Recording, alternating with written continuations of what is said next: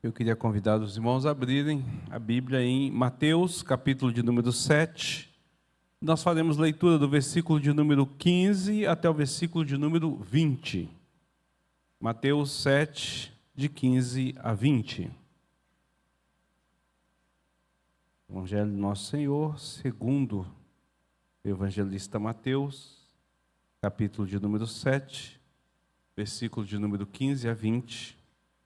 Eu estarei lendo, os irmãos podem acompanhar a leitura.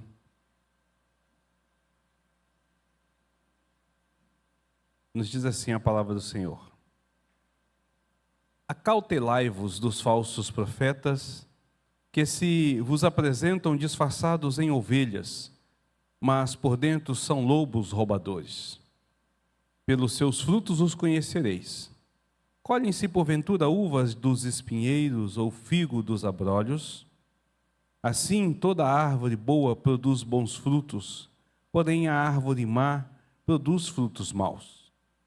Não pode a árvore boa produzir frutos maus, nem a árvore má produzir frutos bons.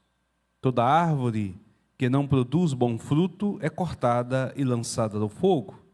Assim, pois, pelos seus frutos os conhecereis.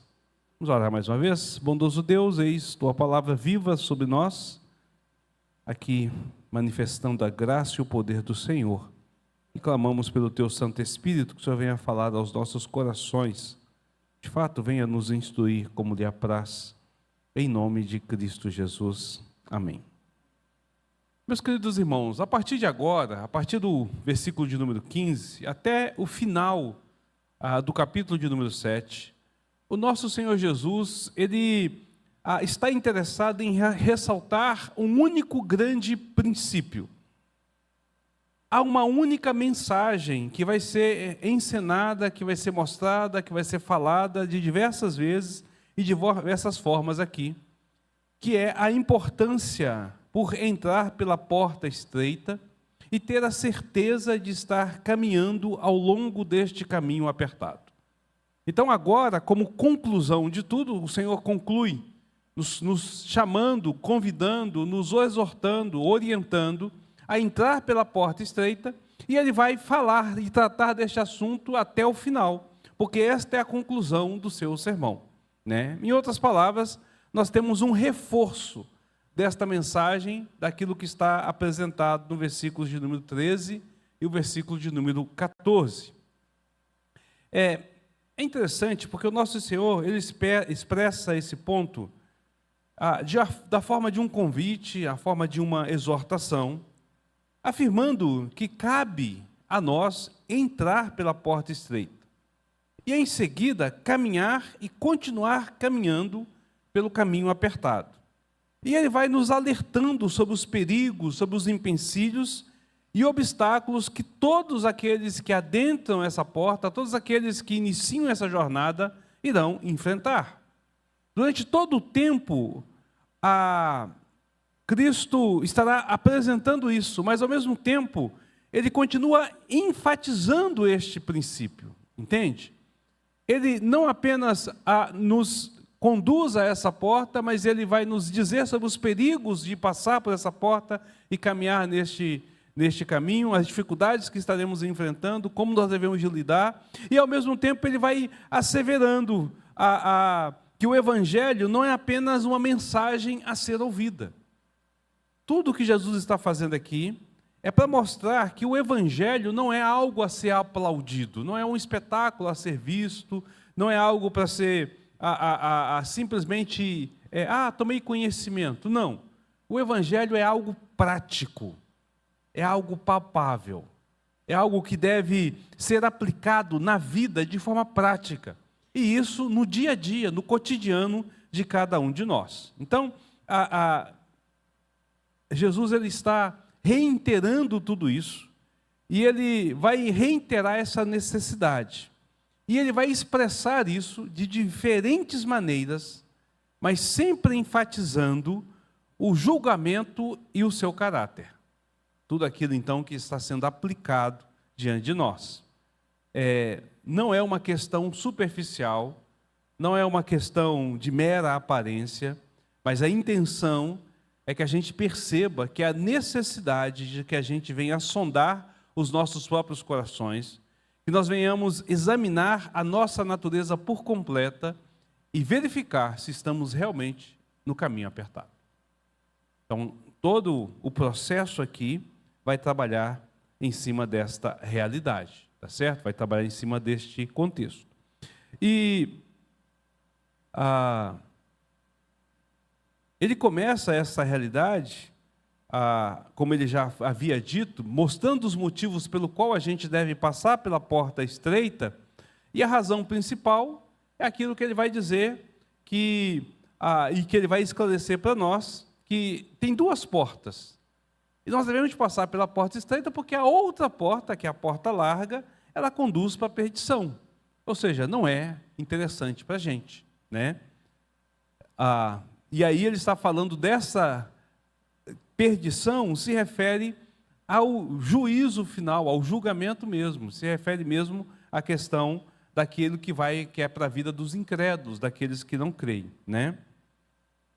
E aqui, queridos, é interessante porque fica também evidente, a partir de toda essa realidade, que o Senhor Jesus estava profundamente preocupado com esse assunto. Tanto é que ele repete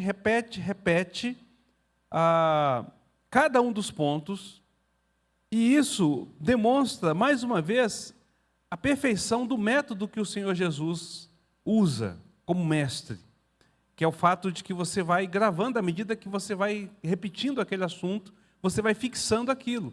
E formas diferentes de ver aquele assunto vai abrindo a sua mente para o assunto e você vai ficando mais profundo no conhecimento, né? Então, Jesus compreende a nossa tendência e a nossa lentidão. Ele sabe que nós somos tendenciosos a desviar do caminho, sabe que nós somos lentos para perceber as coisas, e também ele consegue perceber essa nossa altivez, essa nossa autossuficiência, né? De achar que nós, já entendi, posso fazer, está pronto, vamos embora, está resolvido. A gente tem essa pressa, às vezes, em dizer que aprendemos algo, quando nós, de fato, não conhecemos o necessário. Então, Jesus ele vai enfatizar isso aqui, porque a gente precisa de colocar isso de forma clara. Precisa de entender realmente o que está falando, porque é uma questão de vida ou morte, é uma questão de salvação ou condenação, é uma questão de estar diante do Senhor ou não. Percebe? Então, tudo isso é apresentado aqui. Isso aqui é um resumo daquilo que a gente já falou e uma introdução daquilo que a gente vai estar abordando, né? Então, Jesus aqui ele apresenta para a gente a conclusão do seu sermão. A conclusão é, bom, você ouviu, você entendeu, tem diante de você duas escolhas. Escolha a porta estreita. Esta é a porta que vocês devem escolher. Não escolha a porta larga. Porque se você escolher a porta larga, você vai pelo caminho da perdição. Você deve escolher a porta estreita, né? E agora, o nosso mestre, ele nos recorda essas verdades e ele começa com duas advertências especiais, que estão no versículo de número 15 e o versículo de número 16. A primeira está exatamente no versículo 15, que diz: acautelai-vos dos falsos profetas, que vos apresentam disfarçados em ovelhas, mas por dentro são lobos roubadores. Vamos imaginar a cena. Nós estamos em pé, estamos assim, ao lado de fora da porta estreita, nós ouvimos que tem a porta, nós já ouvimos o nosso Senhor dizer, nos exortar, todo o sermão nos apresenta exatamente o caminho correto a fazer, nós sabemos que a porta a entrar é exatamente a porta estreita e nós paramos de frente a esta porta. E nesse momento que a gente está diante da porta, para atravessar a porta, é que essas palavras do Senhor aqui ganham relevância. Veja, o que Jesus está falando agora não é assim, faça uma decisão. Não, ele está dizendo, você tomou a sua decisão, não tomou? Você não vai passar pela porta estreita? Então, deixa eu tratar com você sobre este caminho, sobre esta realidade. Então, é como se o Senhor Jesus, então, estivesse dizendo assim: agora uma das coisas que vocês precisam de observar, acima de tudo, é o perigo de dar ouvidos aos falsos profetas. Eles estão presentes, eles nunca se afastam da entrada estreita. Essa é a posição favorita deles.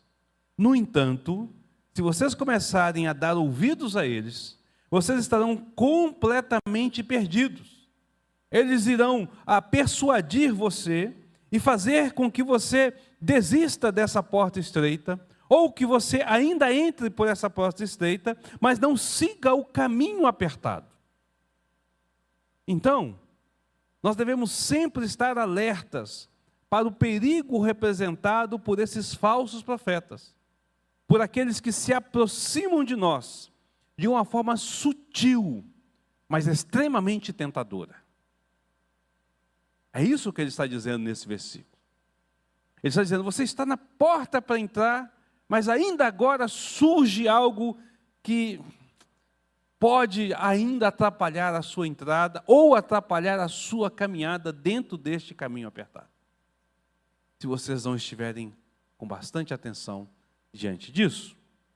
Então, diante dessa fala do Senhor Jesus, né, acautelai-vos dos falsos profetas, surge uma pergunta: quem são esses falsos profetas? O que eles representam? E como poderão ser reconhecidos? Como é que nós podemos reconhecê-los? Né? Como é que nós vamos lidar com essa realidade? Dentro do campo teológico reformado, existe duas escolas que trabalham com esse pensamento, que estudam esse versículo, que lidam com esse versículo, né? No tocante a essa declaração: acautelai-vos dos falsos profetas, né? A primeira escola, o primeiro estudo, ele faz referência somente ao ensino dos falsos profetas. Esse grupo de teólogo, ele vai usar como referência o versículo de número 16, a parte onde ele diz: pelos frutos os conhecereis. Ele leu o versículo dizendo: o Senhor nos chama a atenção, acautelai-vos dos falsos profetas, que vos apresentam disfarçados em ovelhas, mas por dentro são lobos vorazes, e aí pelos seus frutos vocês os conhecerão. Então, a intenção deste grupo é que o que Jesus está ensinando aqui faz alusão ao ensino e à doutrina destes profetas, e tão somente ao ensino e às doutrinas. Ele enfatiza o fato de que aqueles que a quem nós devemos de estar atentos, devemos de estar atentos às suas palavras, aos seus ensinamentos. Nós não podemos nos deixar guiar pelas suas palavras.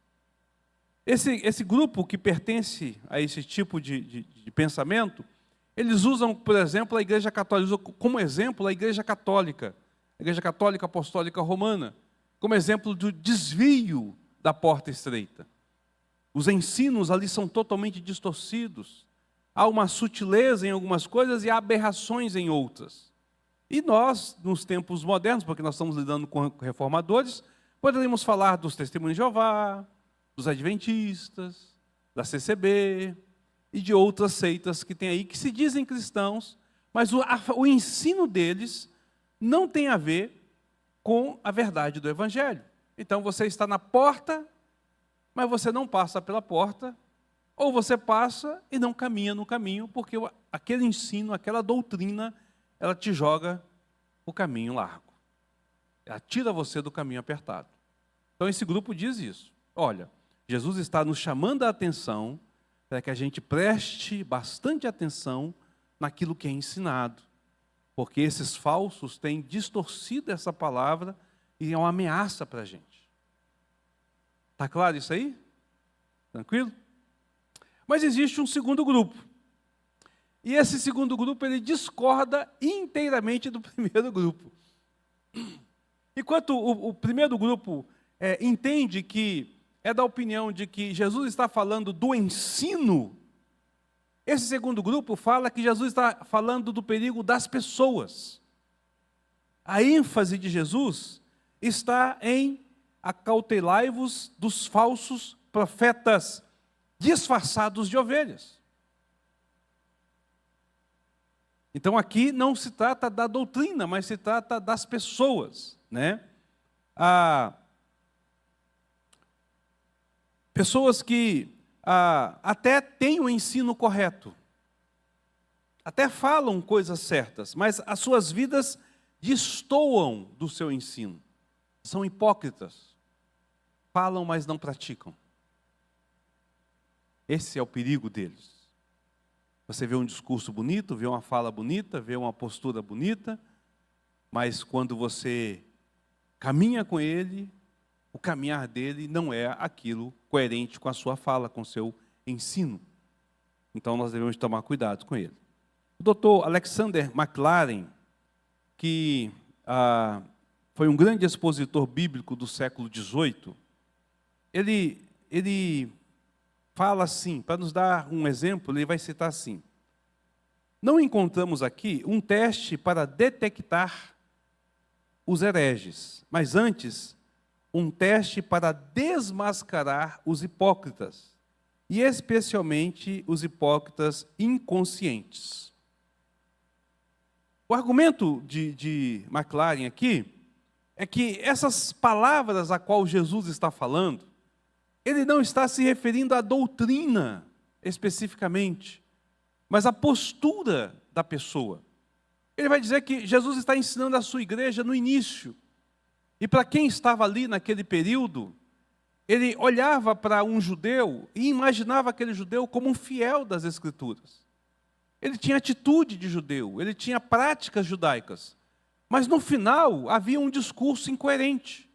Nós podemos ver isso, por exemplo, quando Jesus é tratado pelos fariseus, ou pelos sacerdotes, ou pelos escribas. Eles tinham a Bíblia, eles tinham o ensinamento, mas eles não aceitavam Jesus. Eles não queriam, porque tinham ciúmes de Jesus. E eles distorciam a palavra para poder atacar a Jesus. Jesus diz assim, que eles eram capazes de dar a volta ao mundo para fazer um único prosélito, mas não moviam um dedo para ajudar um inocente. Então, para fazer um discípulo, eles faziam de tudo, mas eles quebravam o resto da lei, o resto da palavra, não vivendo a palavra, somente ensinando essa palavra. Entende? Então, duas escolas. E qual é o problema dessas duas escolas? É porque essas duas escolas, elas dizem assim: pensar na doutrina está errado. Jesus não está falando da doutrina. Outro texto ele vai falar de doutrina. Neste texto, Jesus está falando das pessoas.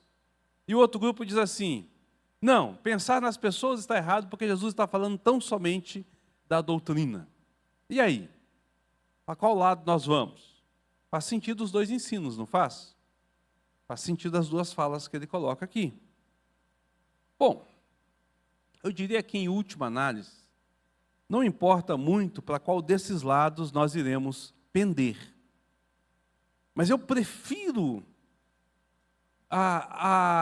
uma visão mais completa do texto, entendendo que as duas escolas estão certas e elas se completam. Que elas não são excludentes, elas não se separam, elas não são anulantes uma da outra, mas elas estão se completando naquilo que elas estão falando. Porque Jesus está falando de uma forma bem mais profunda, uma forma bem mais preocupante, com uma intenção bem maior do que essas duas escolas estão aprendendo. Entende? A meu ver, a opinião aqui correta seria, e mais satisfatória, seria dizer que esses dois elementos estão incluídos. Jesus tanto está falando sobre a doutrina, quanto Jesus está falando sobre pessoas. Por que eu tenho que separar os dois? Vamos ler o texto? Olha só, versículo 15. Acautelai-vos dos falsos profetas, que se mostram disfarçados de ovelhas, mas por dentro são lobos vorazes. Pelos seus frutos o conhecereis. Colhem-se porventura uvas de espinheiros ou figos de abrolhos? Assim toda árvore boa produz bons frutos, mas a árvore má produz maus frutos. Percebe? Versículo 15, Jesus está falando de pessoas. Acautelai-vos dos falsos profetas. Eles estão disfarçados, mas são lobos roubadores. São pessoas, não é doutrina. Porém, o versículo número 16, ele já trabalha com resultados, com doutrina. Porque pelo fruto os conhecereis. Você não pode buscar no espinheiro uva. Uma árvore boa nunca gerará mau fruto.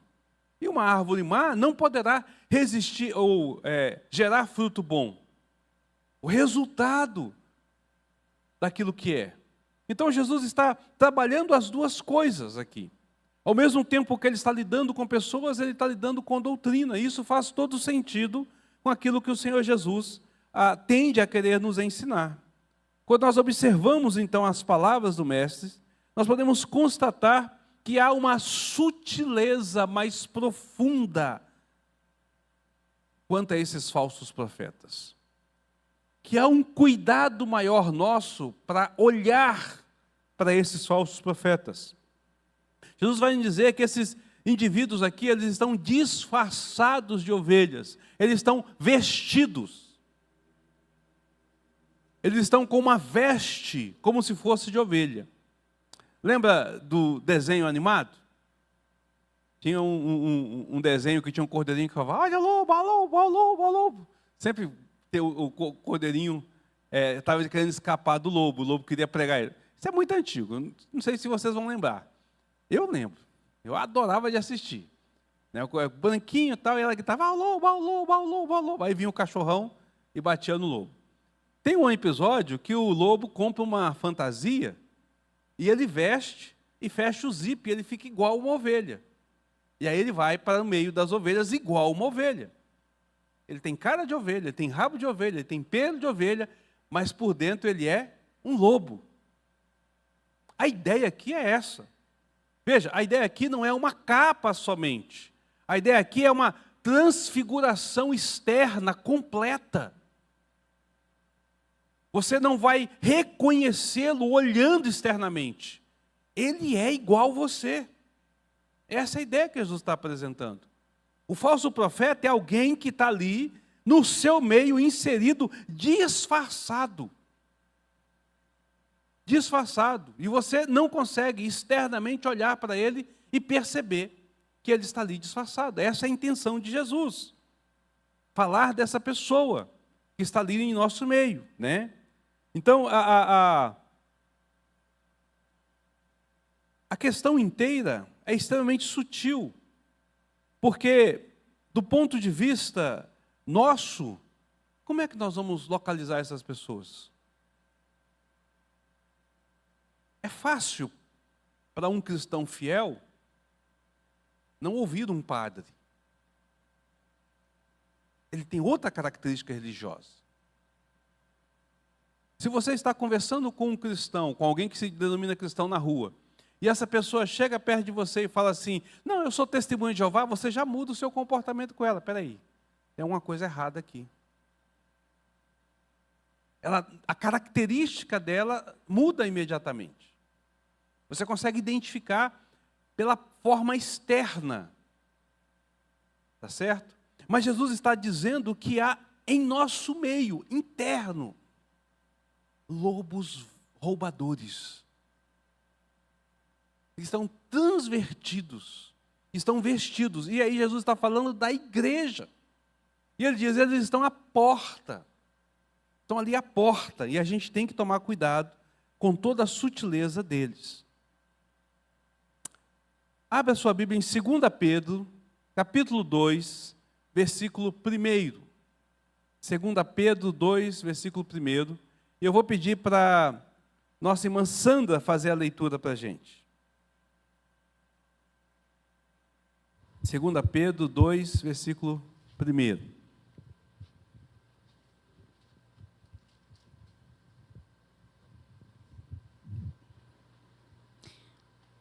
Assim como no meio do povo surgiram falsos profetas, assim também haverá entre vós falsos mestres, os quais introduzirão dissimuladamente heresias destruidoras, até ao ponto de renegarem o soberano Senhor que o resgatou, trazendo sobre si mesmos repentina destruição. Olha o que Pedro está dizendo aqui. Olha, é uma grande advertência. Assim como no meio do povo surgem falsos profetas, assim haverá entre vós, no nosso meio, aqueles que são falsos mestres. Esses falsos profetas, então, eles se assemelham a pessoas corretas. Veja, você não consegue discerni-lo pelo simples olhar. Você precisa de ver os frutos dele para que você consiga discernir que ele é um falso e não um verdadeiro. Você só irá conseguir ver quando der algum resultado. Então eles se disfarçam de forma bem direta, mas eles são fraudulentos. E aqui entra aquilo que Alexander McLaren diz, quando ele fala, Jesus, nesse texto, se refere aos hipócritas, mesmo aqueles que são inconscientes. São pessoas que estão na igreja, são pessoas que estão participando, que entregam o seu dízimo, que vêm nos cultos, que até foram batizados, talvez seja até um líder, pode ser um pastor, pode ser um evangelista, pode ser um irmão querido da igreja, mas que a sua vida não condiz com o seu discurso. Quando você começa a caminhar com aquela pessoa, você fala, não, peraí, tem alguma coisa errada aqui. Cadê os frutos dessa conversão? Cadê os frutos de Cristo sobre a vida dessa pessoa? Alguma coisa está errada. Você caminha com aquela pessoa, você está perto daquela pessoa, e você fala assim, não, tem alguma coisa errada. Não é a mesma coisa. Percebe? Então Jesus disse que é preciso ter uma grande expertise. A gente precisa ter uma grande observação sobre tudo, sobre essa realidade. Porque é muito sutil a artimanha do inimigo. É muito sutil. E aí nós vamos ter pelo menos uns 3 tipos no meio da igreja. Pelo menos uns 3 mais bem claros de ser visto. Nós temos aquele que foi semeado pelo inimigo. Lembra da semeadura? Semeado um trigo, veio o inimigo e semeou o joio. Só dá para separar o trigo do joio na colheita. Não dá para separar o trigo do joio antes. Está arriscado você arrancar porque eles são muito parecidos. Quando ele dá a espiga que você vai ver que um não dá trigo. Dá joio. Então você consegue separar no fruto. Esses são semeados pelo inimigo. Esses que são semeados pelo inimigo, eles podem vir de forma intencional ou não intencional. Como assim? Há um tempo atrás, saiu um relato, dentro da igreja presbiteriana do seminário, teve 3 seminários presbiterianos que passaram por essa experiência. Um deles foi o seminário de Belo Horizonte. De pessoas que eram da igreja de Satanás, satanistas, que entraram na igreja, que se tornaram membros da igreja, que se tornaram conhecidos da igreja, que passaram pelo exame do conselho da igreja, que foram aprovados pelo presbitério da igreja e que estavam fazendo o seminário da igreja.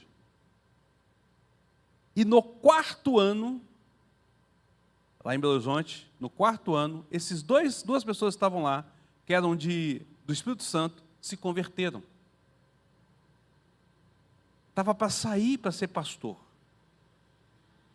E aí eles deram o testemunho dele, que eles foram lá porque na igreja de Satanás na igreja de Satanás, foi dito que eles deveriam de invadir para destruir a igreja dos cristãos, que eles deveriam de se tornar líderes da igreja, para a partir da liderança da igreja, eles destruírem o ensino da igreja. Eles foram deliberadamente para lá.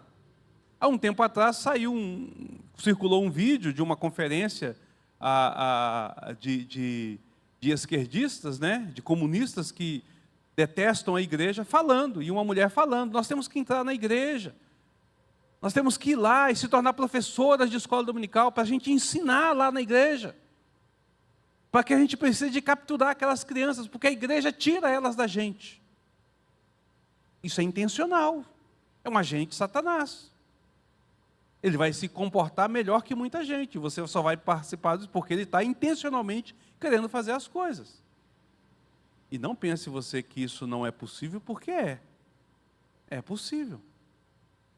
Então você tem aquele que vai intencionalmente para esse fim, que foi semeado, ele vai com um propósito, ele quer destruir a igreja. Jesus está dizendo, existem esses falsos que estão em nosso meio. São lobos que vieram para roubar. São lobos roubadores. Vieram para destruir, para acabar com a igreja. A nossa vida, eles querem ceifar. Querem nos empurrar por este caminho. Então eles vão fazer de tudo para que isso possa acontecer. Ok? Mas existe aqueles que não são intencionais. Ou seja, eles não sabem que estão lá para esse motivo, mas estão. Eles não têm essa percepção, eles não pertencem ao inimigo de forma declarada, eles não são filhos de Satanás, porque eles querem ser filhos de Satanás, e escolheram seguir Satanás. Mas eles são filhos de Satanás porque eles nasceram no mundo e estão no mundo. Mas eles são embotados, a sua mente fica embotada. E aí eles vêm para a igreja achando bonito, achando legal, achando bacana, achando interessante, e eles até se esforçam de forma positiva para tentar fazer alguma coisa. Só que eles não têm o Espírito Santo. Eles não foram salvos verdadeiramente. Eles não foram transformados. Eles estão no meio da multidão, empolgados com toda a empolgação da multidão. E quando eles chegam a esse local de mestre, os seus ensinos são até verdadeiros, mas as suas práticas são distorcidas. Estão entendendo o que eu estou dizendo? Quer um exemplo prático disso? Vamos lá para o livro de Atos. Tem uma parte interessante do livro de Atos. Quando Atos capítulo 8.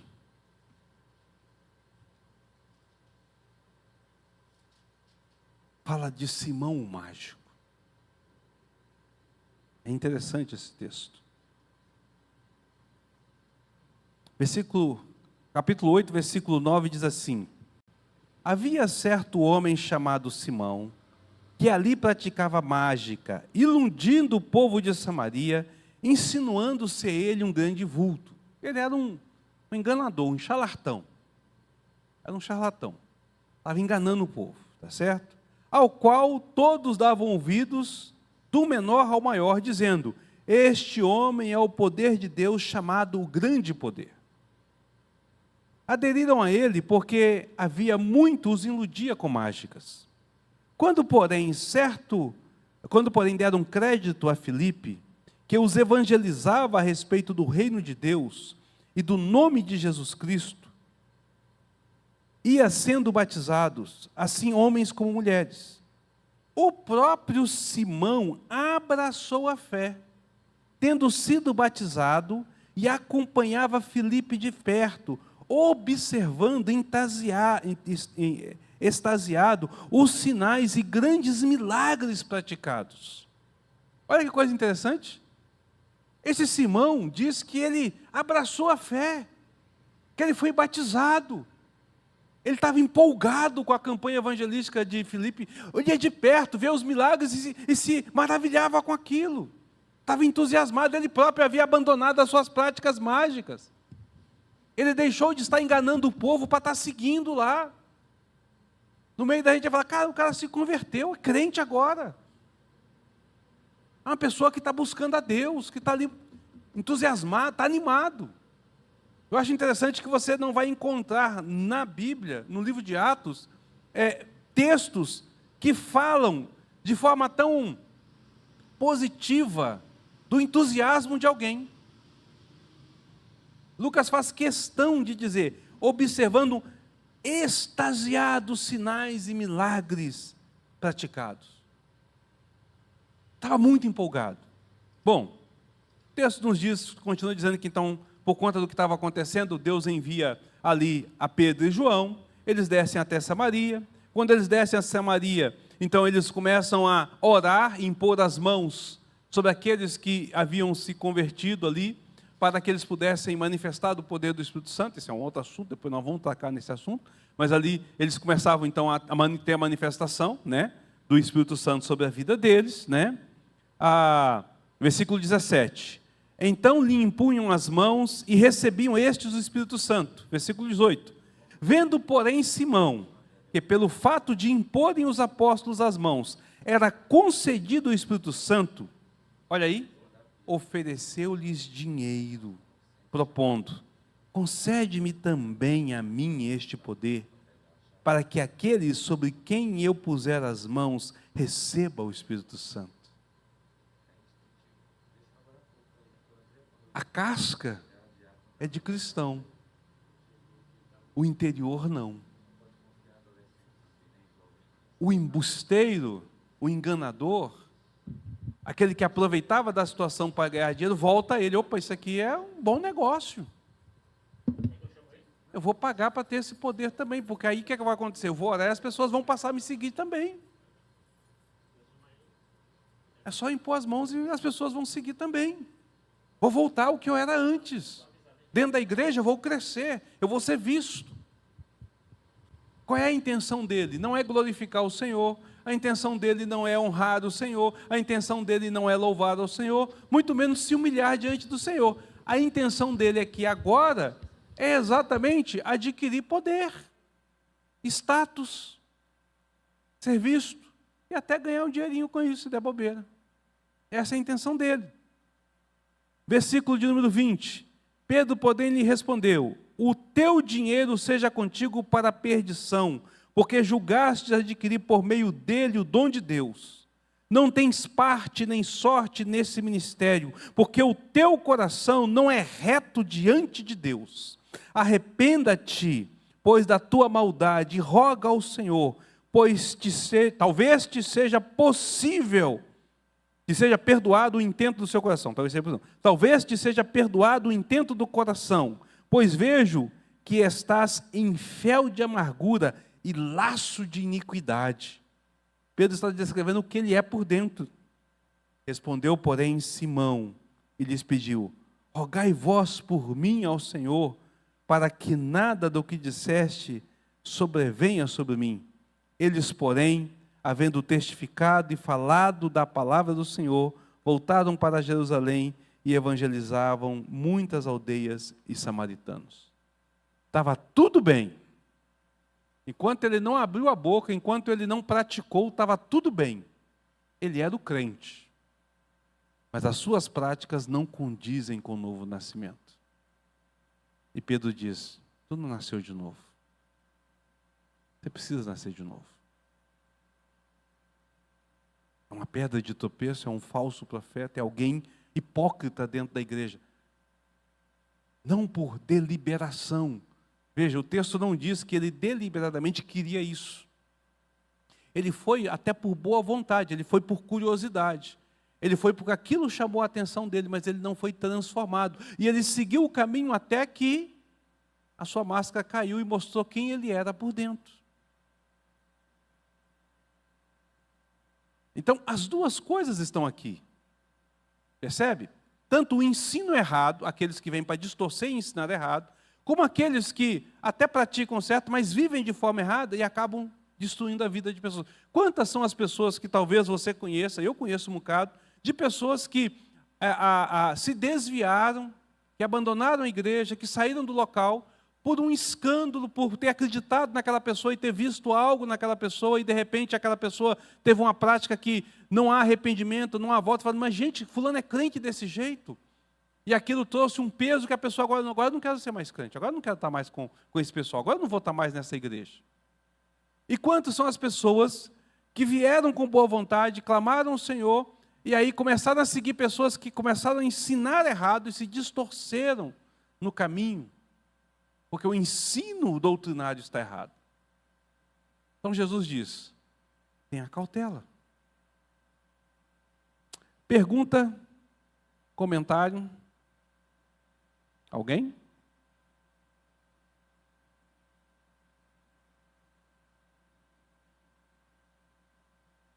Tanto no Antigo quanto no Novo Testamento, você vai ver sempre destacada essa grande característica dos falsos profetas.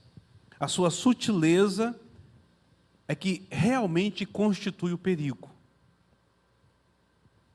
É a forma sutil como eles agem. Recentemente, na mídia, teve um grande escândalo entre os batistas. Acho que é René Kvix o nome dele, né? Fazia parte da convenção, pregava, não sei o quê. De repente o homem desbandou. Fala favorável ao aborto, fala favorável ao feminismo. É um teólogo liberal. Para a gente resumir, um teólogo liberal é alguém que não acredita que a Bíblia é a palavra de Deus. Como é que pode ser teólogo se ele não acredita que a Bíblia é a palavra de Deus? Alguém que não acredita nos milagres de Jesus. Isso é um teólogo liberal. René Kvix é esse cara, por isso que ele está rasgando isso. Quantas pessoas que estão na igreja dele estão perdidas por conta disso? Mas há um tempo atrás ele estava pregando correto. Na igreja presbiteriana, nós temos dois. Um já falecido, Neemias Mariem. Neemias Mariem foi o maior estudioso da língua hebraica na língua portuguesa. Um grande exegeta e teólogo, que descambou para o lado lado liberal. E abandonou a sua fé. Ao ponto dele afirmar que Davi e Jonathan tinham um caso homossexual.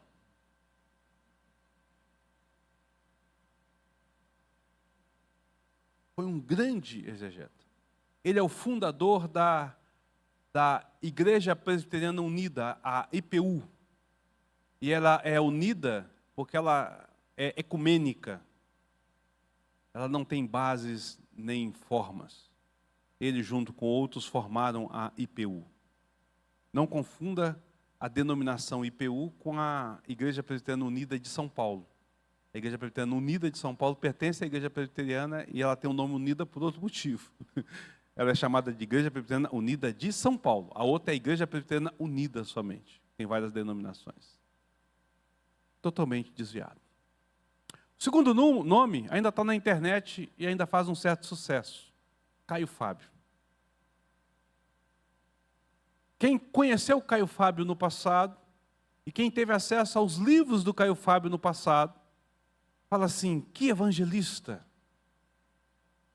que homem que fala de Deus, que coisa maravilhosa. Mas Caio Fábio teve a coragem de ir num programa e dizer assim, tudo que eu escrevi estava errado. Eu não recomendo nenhum desses livros que eu escrevi. Eu estava cego, enganado, agora é que eu sei o que é verdade. Descambou para a teologia liberal. Você vê os discursos do Caio Fábio, não existe, esse cara não existe. Distorce completamente a palavra de Deus. Chegaram à liderança da igreja, foram mestres, foram pastores, guiaram rebanhos. mas são falsos transvestidos de ovelhas. Quantas pessoas não foram desviadas por essas pessoas? Isso eu estou falando dos famosos, mas em todo lugar tem. Quando Jesus disse que o inimigo lançou o joio sobre o trigo, sobre o plantio do trigo, não pense você que não caiu na primeira igreja presbiteriana de Araguaína, porque caiu. Todo o solo foi contaminado, e em meio a um ou outro nasce esse tipo de coisa. Entende, queridos? Então Jesus está nos chamando a atenção para essa realidade. Qualquer verdadeira exposição do ensino de Jesus Cristo vai trazer a lume aquilo que é verdadeiro e aquilo que não é. A gente precisa então de estar focado naquilo que Jesus está ensinando. Aceitar então a declaração de que Jesus fala de um ou de outro não faz sentido exatamente por conta dessa profundidade, inclusive daquilo que a gente tem vivido hoje. Nós temos tanto os hipócritas, como nós temos as doutrinas falsas. Mas elas são sutis. Ela não vem de uma vez. Não vem de uma vez. Tá certo? Dr. Martin Lloyd Jones diz assim: o quadro que precisamos ter em mente é este.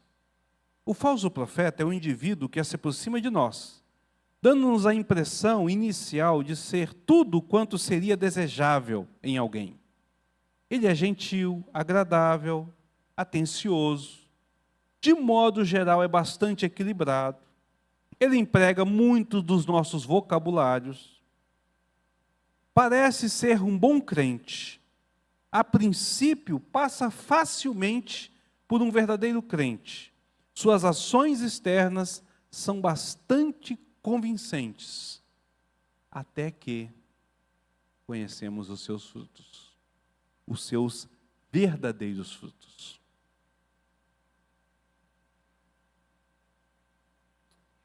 Lucas aqui.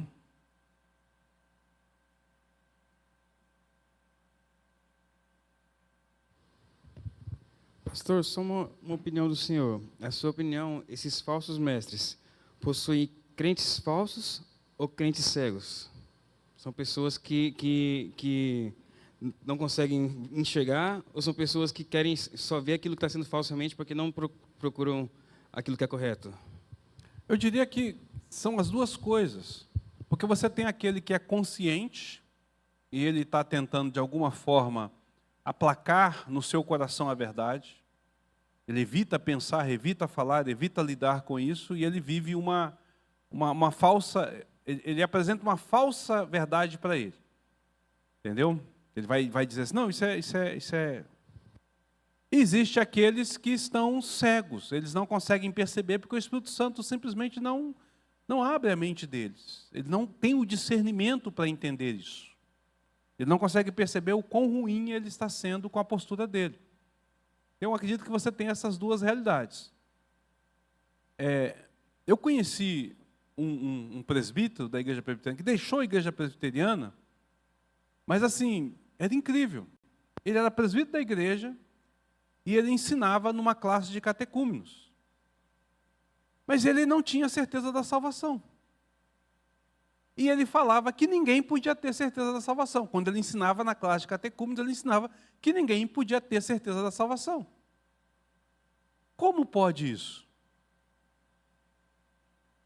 Eu tive a oportunidade de conversar com ele, mostrar para ele os textos bíblicos, e não entrava na cabeça dele. Não, eu não consigo entender isso. Não, está errado, está errado.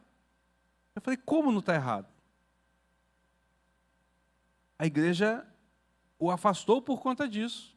E ele abandonou a igreja por conta disso. Foi para uma outra denominação. Se tornou pastor numa outra denominação. E continua ensinando o quê? A menos que ele converteu, que o crente não pode ter certeza da salvação. O que substitui a certeza da salvação? Veja, qual é o perigo que tem? Presta atenção. qual é o perigo que tem se eu ensinar alguém que eu não posso ter certeza da salvação? Não, eu aceitei Jesus, mas eu não tenho certeza da minha salvação. Qual o perigo disso? Primeiro perigo, a pessoa vive insegura. Ela não tem segurança em nada. O que garante que ela vai para o céu? Então é uma pessoa insegura. É uma pessoa amedrontada. É uma pessoa que não vai para frente de forma alguma. Trava até no conhecimento das Escrituras. Mas o pior dos perigos, ela se torna uma fazedora de obras. Porque se eu não tenho certeza da salvação, alguma coisa tem que me dar garantia. E aí ela começa a ler textos como Tiago, que diz assim: mostra a tua fé sem obras, que eu te mostro a minha obra com fé. E aí ele começa a fazer obras. E ainda que ele esteja, por exemplo, numa igreja presbiteriana, que fala que a salvação é pela graça, ele ainda pensará que o mérito ajuda de alguma forma. Percebe? Simplesmente por ensinar que você não pode ter certeza da salvação. A certeza da salvação nos alicerça, nos segura. Uma pessoa que não tem certeza de salvação é uma pessoa que, quando ela comete um pecado, ela achou que já vai para o inferno, acabou. Dependendo da situação dela, ela abandona tudo, porque ela perdeu tudo que ela tinha. Então, são coisas assim. São coisas assim. Né? Então, Lucas respondendo, as duas coisas. Você vai ter esse que está ali se enganando e vai ter aquele que está cego. Ele não consegue enxergar, porque ele não viu. Os olhos deles não se abriu de forma alguma. Né? Mais alguém? Alguma pergunta, algum comentário? Então vamos lá para o texto. Volta lá para o versículo 15. Olha só. Por conta dessa realidade é que a advertência vem. Acautelai-vos dos falsos profetas, que vos apresentam disfarçado como ovelhas, mas por dentro são lobos roubadores. A palavra grega, traduzida aqui na nossa revista e atualizada por acautelai-vos, ela expressa a ideia de fique em alerta, atento, e tenha todo o cuidado. Fique precavido. Não seja simplista. Não seja inocente. Mas fique com os olhos atentos, buscando os detalhes, buscando as coisas minuciosas, para que você possa perceber e assim identificar o falso profeta. Entende? Você não vai identificá-lo a grosso modo. Você vai identificá-lo com nuances, observando os detalhes. É ali que você vai poder se identificar e você vai poder, então, se livrar dele. Aquele que está no meio da igreja, ele não é identificado se você não ficar com todo o cuidado e toda a precaução necessária. É perigoso de você, quando menos perceber, foi afastado do caminho estreito, por conta dessa pessoa. Às vezes, esse falso profeta, ou esse que apresenta uma falsa doutrina, não é que ele em si seja um hipócrita. Às vezes é porque ele aprendeu com o hipócrita, ele repassa. Porque ele aprendeu errado, e ele é sincero no coração dele. Ele ensina de forma errada. Então ele acaba se tornando um falso profeta, porque ele está falando algo que Deus não fala. Lembrando que a palavra profeta aqui não é quem vai dar prognóstico futuro. A palavra profeta é aquele que é porta-voz de Deus, que fala as coisas do Senhor. Então ele ensina de forma errada. Como é que isso pode acontecer? Por exemplo, você está com um problema pessoal, um problema de saúde, por exemplo. E aí você vai conversar com alguém que é crente para dar uma orientação.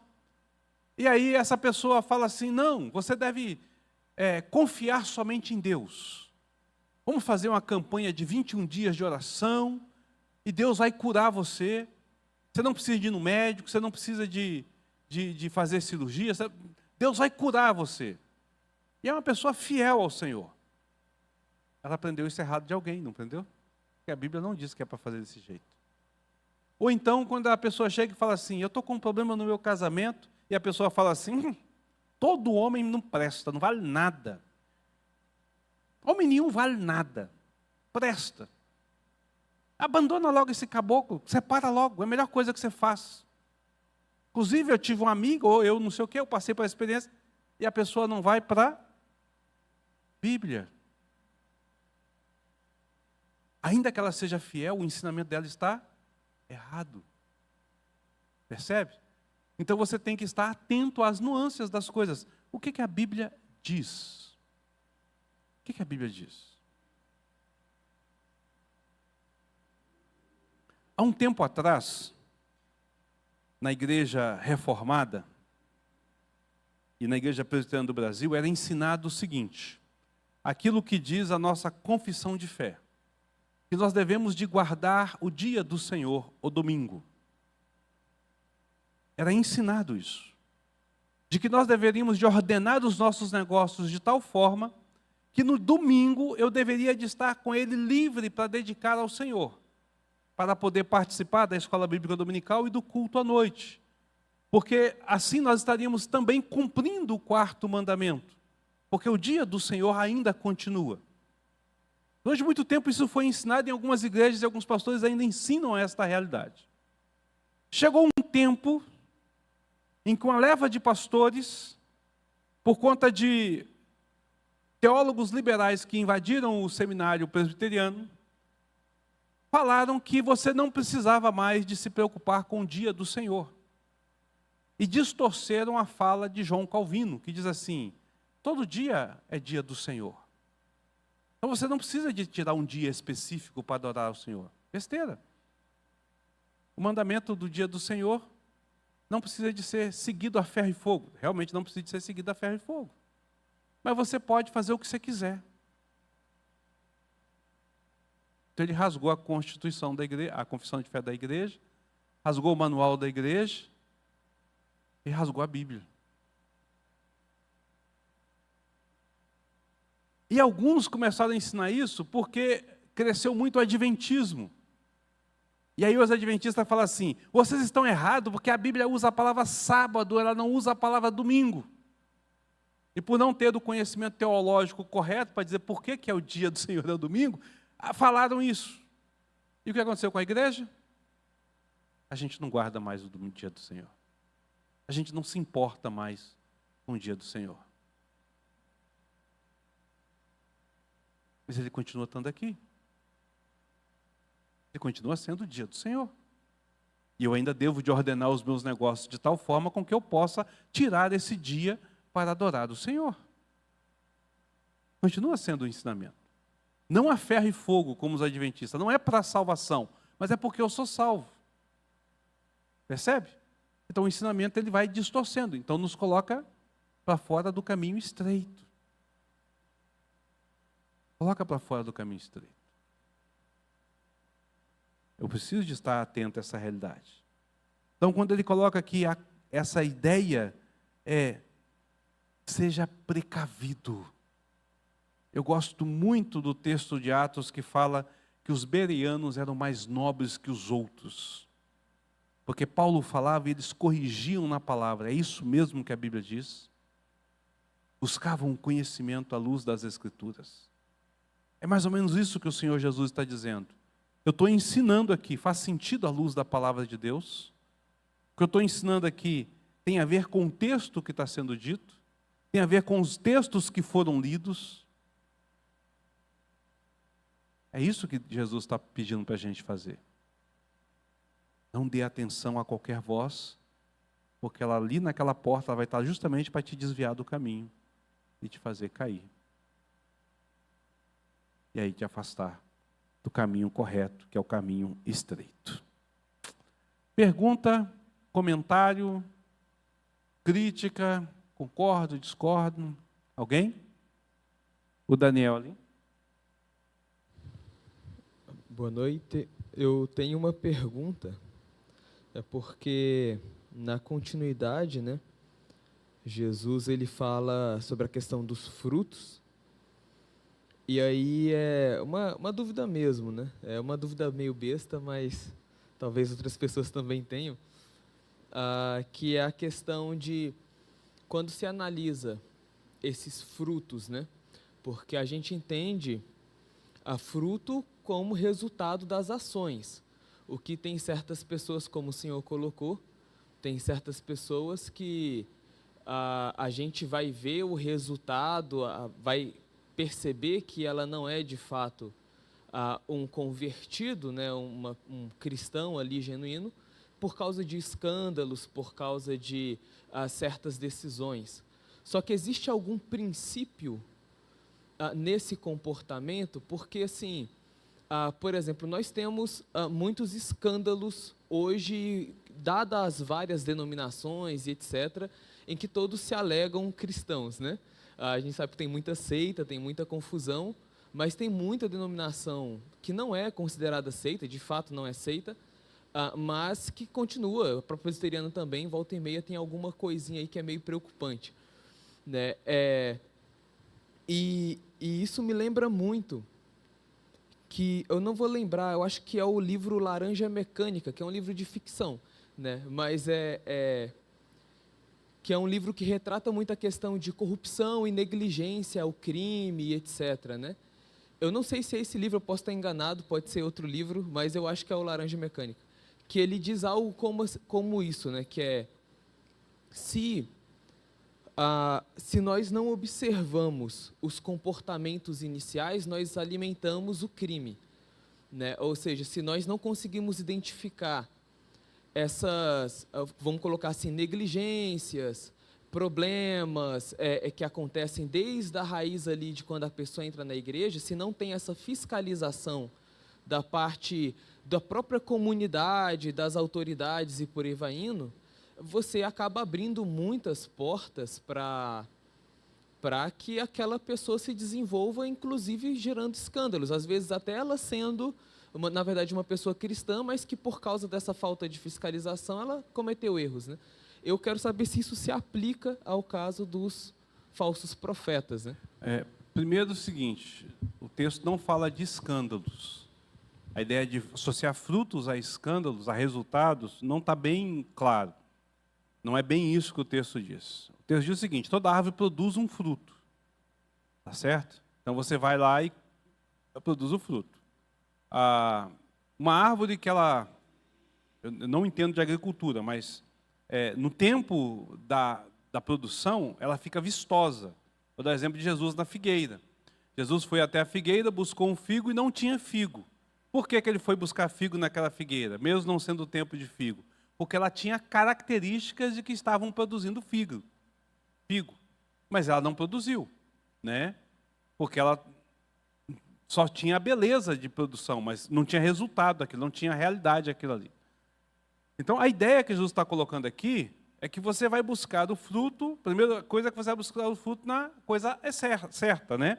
Ele diz aqui, você não vai buscar uvas em espinheiros ou figos em abrolhos, ou seja, você consegue identificar de modo grosseiro uma parreira de uva e um espinheiro, né?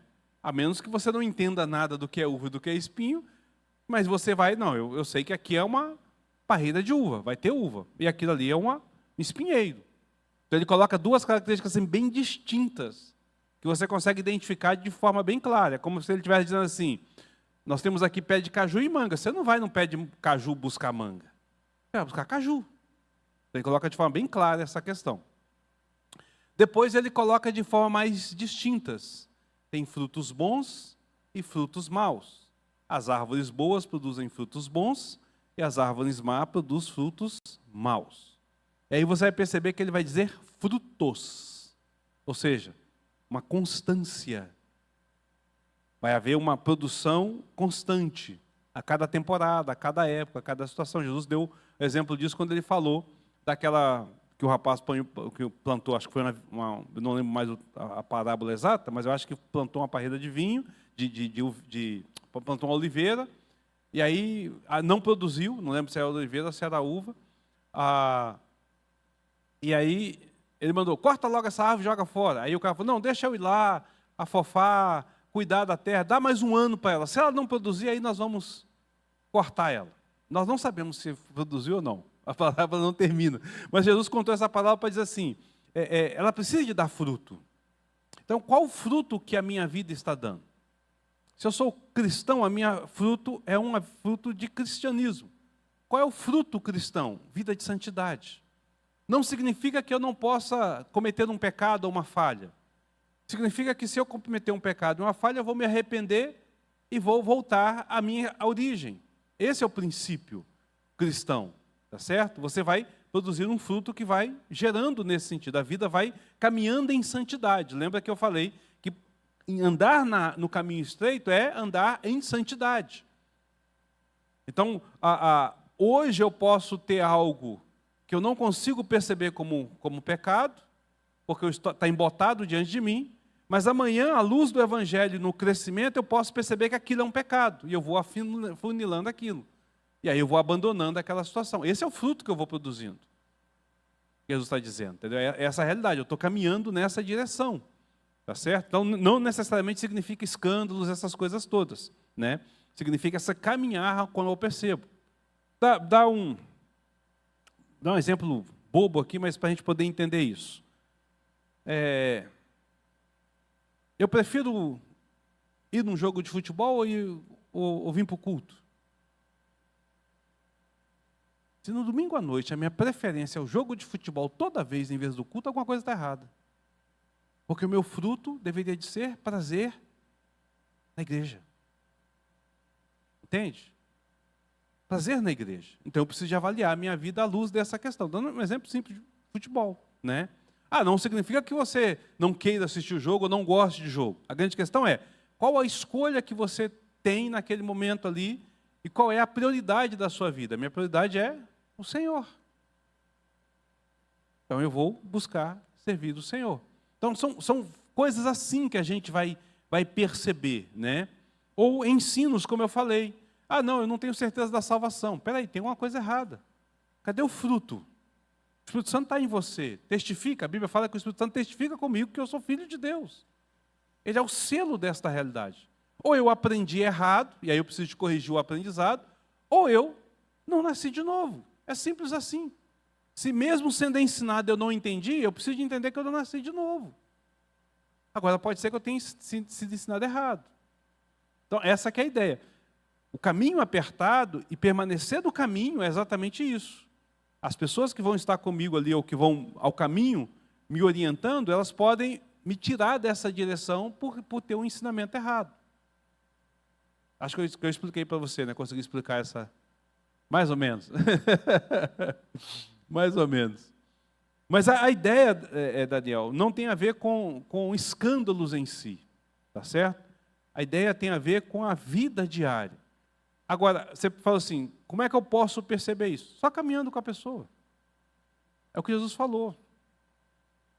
Né? Você tem que estar precavido e caminhando com a pessoa. Aí você perguntar, qual deve ser a minha reação? Ora, se você encontrar alguém que é um falso hipócrita, prega Jesus para ele e sai de perto. Não caminha com essa pessoa, mas prega Jesus para ele para que ele venha a se converter. Porque quem sabe, né, ele ainda não venha a conhecer a Cristo como seu Salvador. Como é que a igreja lida com isso? Por isso nós temos as disciplinas. Por isso nós temos as escolhas. Eu não posso simplesmente passar a mão naquilo que está errado. Eu preciso de lidar com as coisas para correção. Um dos grandes erros que nós temos é justamente isso. O que a igreja passou a ser? Estava conversando ontem isso com o reverendo Raul Ulombe. O reverendo Raul Ulombe é pastor na igreja de Porto Nacional. E ele estava na segunda igreja, na quarta igreja, estava lá com o pastor Antônio da quarta igreja. Eles se conhecem, né? E aí eu encontrei com ele, estava conversando com ele ontem, ele estava falando justamente sobre essa questão. Ele usou exatamente esse exemplo. A igreja tem se transformado num clube. E o que é um clube? O clube é um local onde o sócio paga para ter direitos e não deveres. E ele exige os seus direitos. Mas ele nunca quer cumprir os seus deveres. A igreja não é um clube onde você paga para ter um bem-estar. A igreja é um local onde você vai servir ao Senhor. Na verdade, você paga para servir, né? Usando essa questão do que ele está usando, paga no sentido de entregar o dízimo, né? Essa pessoa vem cá, paga, e aí ele começa a exigir as coisas do jeito dele. Né? Então, ele falando da igreja de Moé, assim, hoje a igreja está virando um clube. Mas ela não é um clube, ela é um local de adoração. Como é que nós lidamos com isso? Ensinando as pessoas o que é adoração e cobrando das pessoas a adoração. Cobrando que eles tenham o seu papel. Entende? Então é assim que a gente vai lidar. A igreja vai trabalhar dessa forma. A igreja presbiteriana tem os seus concílios, a igreja presbiteriana tem o seu código de disciplina, a igreja presbiteriana tem o seu posicionamento doutrinário, e ela vai falar assim, é aqui que nós seguimos. Confessamos isso aqui. Ah, mas eu não concordo com isso. Ok. Eu não aceito isso. Ok. Isso aí é direito seu. Mas você não pode ser presbiteriano. Não tem como você estar na presbiteriana. É impossível você se associar à presbiteriana e viver se você não vive como um presbiteriano. Entende? Essa é a grande questão. Estou colocando a igreja presbiteriana para a gente poder distinguir das denominações, né? Mas Jesus está falando isso com respeito à palavra. É impossível eu não viver como cidadão do reino dos céus. O falso é aquele que vai distorcer o ensino do cidadão do reino dos céus. Essa que é a questão que a gente tem que estar atento. Pergunta, alguém mais? Comentário? Eu vou falar mais sobre isso na semana que vem, a gente pode trazer. Tem alguém aí, André? O presbítero Luiz.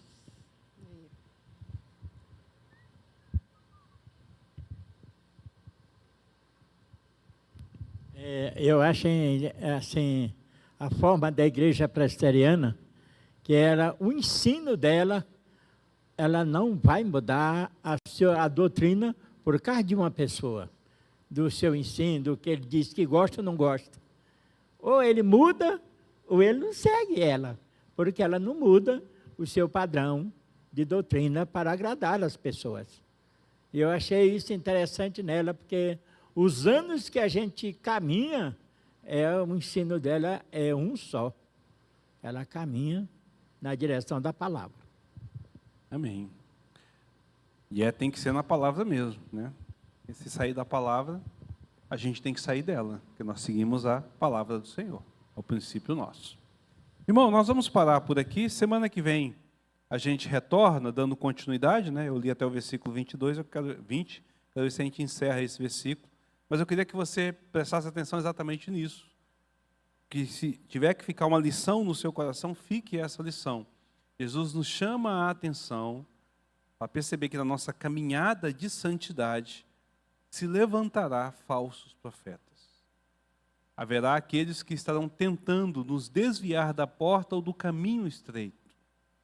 Então a gente precisa de ter toda a cautela e toda a atenção e exame. Aliás, a Bíblia o tempo todo ele vai mandar nós nos examinarmos. E nós não nos examinamos à luz do homem ou do pensamento humano, nós nos examinamos à luz da Bíblia. Por isso que é tão importante para o cristão conhecer a Bíblia. É a base da vida dele, né? É a base. Então a gente precisa de ter esse princípio sobre as nossas vidas, ok? Vamos colocar de pé então para a gente poder encerrar esse momento. Domingo, se Deus quiser, nós estaremos aí na Escola Bíblica Dominical, falando ainda sobre a questão das mídias, e à noite teremos Santa Ceia, celebrando o nosso amado Senhor. Vamos orar? Maravilhoso Deus, nós queremos agradecer ao Senhor por mais esse estudo desta noite e pelo ensino da Tua Palavra. Que o Senhor possa aplicar isso ao nosso coração, e que isso sirva não para desânimo, mas para ânimo diante do Senhor, na intenção de cada vez mais caminhar para a glória e honra do Teu santo nome. Clamamos ao Senhor pelo Teu cuidado, pela Tua graça.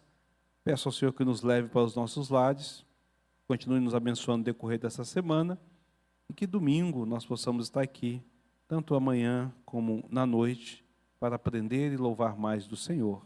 Assim nós oramos em nome de Cristo Jesus. Amém. Irmãos, Deus abençoe e até domingo, se Deus assim nos permitir.